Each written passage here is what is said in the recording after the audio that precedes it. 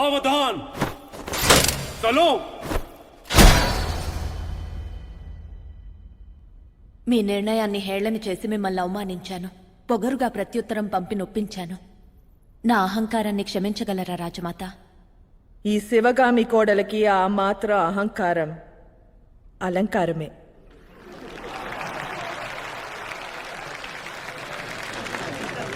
నీకు కాబోయే భర్త పక్కకొచ్చి నిలబడు దేవసేన.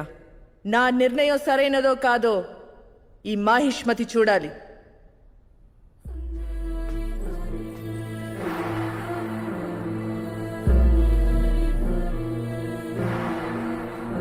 దేవసేన, ఏం చేస్తున్నావు? మీరు చెప్పిందేగా చేస్తున్నాను. నేను నీకు భర్తగా నిర్ణయించింది భల్లాల దేవుణ్ణి. ఏమంటున్నారు రాజమాత? నేను మనసిచ్చింది, మీరు నిర్ణయించారనుకున్నది బాహుబలిని. ఏం జరుగుతుంది ఇక్కడ?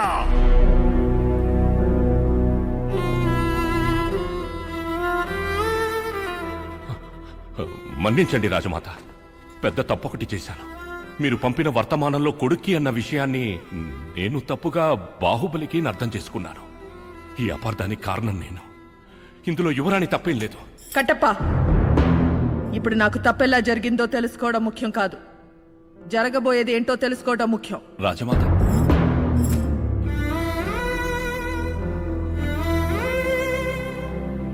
బాహు, నేను భల్లాల దేవుడికి దేవసేననిచ్చి పెళ్లి చేస్తానని మాటిచ్చాను. ఆపండి. నా ప్రమేయం లేకుండా నా పెళ్లి నిశ్చయించడానికి మీరెవరు? క్షత్రియ కాంతకి తనకి నచ్చిన వాడిని వరించే హక్కుందని కూడా తెలీదా మీకు? ఆ మాత్రం ఇంగితం లేదా? ఈ శివగామి మీద గొంతెత్తడానికి ఎంత ధైర్యం! దండనాయక, ఈ వదరబోతుని బంధించి మోకాల మీద కూర్చోబెట్టండి. ఆజ్ఞ రాజమాత.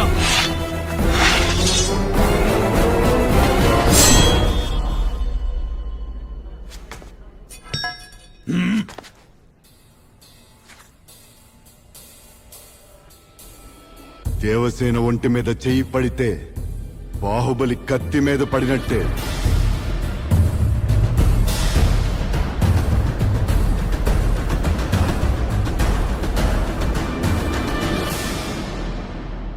అమ్మా, దేవసేన గౌరవ మర్యాదలకి భంగం రానేవనని మాటిచ్చాను. యువరాజా, మీరు రాజమాత మాటకి ఎదురు నిలుస్తున్నారా? ఆ శివుని ఆజ్ఞలోనైనా తప్పులుంటాయేమో గాని మా అమ్మ నిర్ణయంలో తప్పులుండవని మీరు చెప్పే మాటే కదా. అలాంటిది ఇచ్చిన మాట కోసం, నమ్మిన న్యాయం కోసం, ధర్మ స్థాపన కోసం ఎవరినైనా ఎదిరించు. చివరికి ఆ దేవుణ్ణైనా కూడా భయపడకు. అదే ధర్మం, అదే క్షత్రియ ధర్మం. ఒక ఆడదాని మనసు తెలుసుకోకుండా నీ కొడుక్కి మాట ఇవ్వడం తప్పు. నువ్వు తప్పు చేసావమ్మా.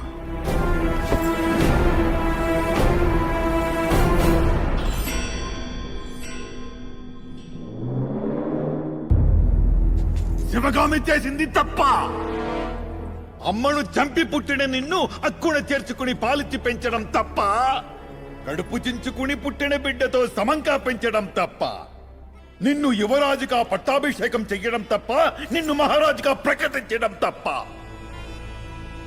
ఏదిరా తప్పు? చూశావా శివగామి, నీ త్యాగానికి వీడు తప్పు అని పేరు పెట్టాడు. నువ్విచ్చిన మాట తప్పవా?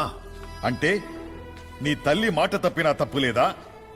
నీ తల్లి మాటకి గౌరవం లేదా? నీ తల్లికి విలువ లేదా? వద్దండి, మంచి మాట తన చెవికి రుచించటం లేదని అర్థమవుతూనే ఉంది.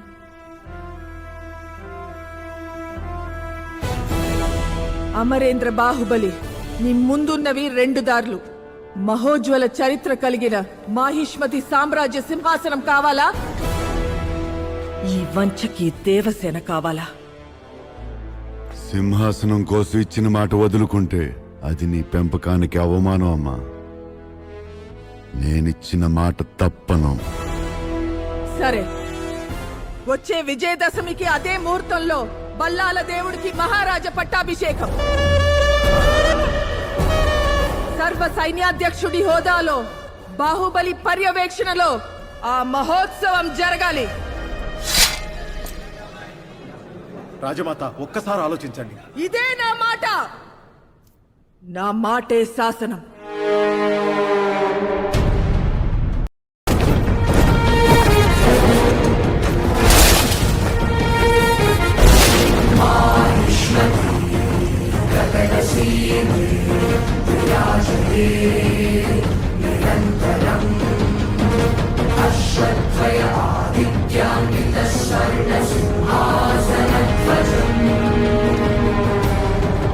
కరికాల కట్టప్ప శిక్షిత విశిష్ట సేనా సమూహం మహారాజ పదాక్రాంతం ఉపవిశః.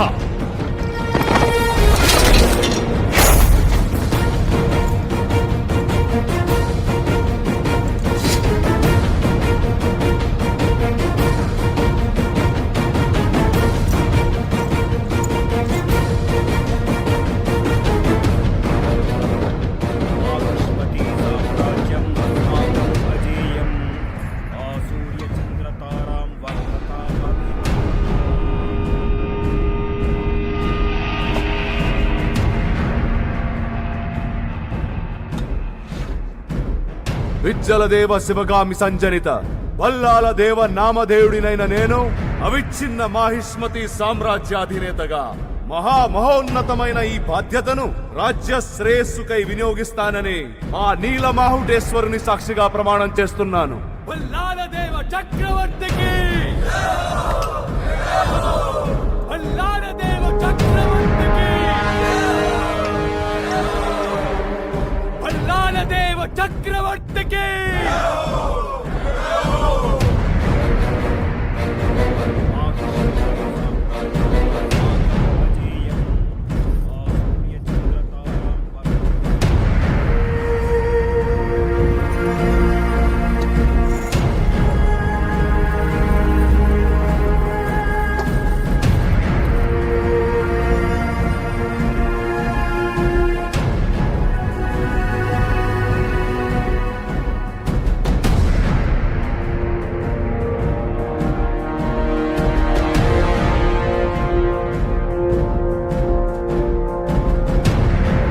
అమరేంద్ర బాహుబలి అను నేను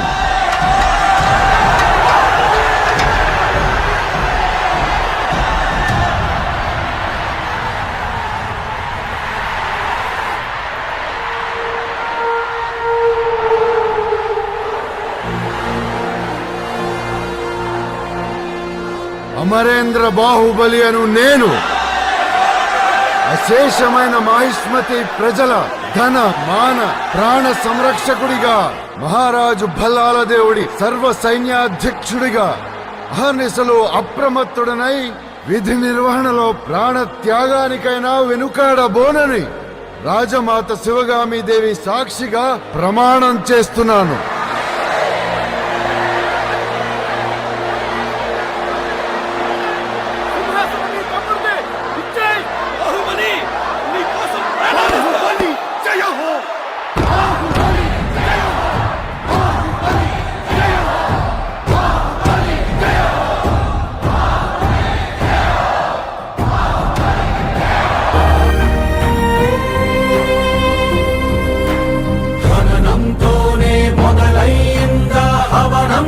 జ్వలనం శభాసనే నభం రారమ్మని పిలిచిందా రాజ్యం వరించన జయం శాంతం బలితా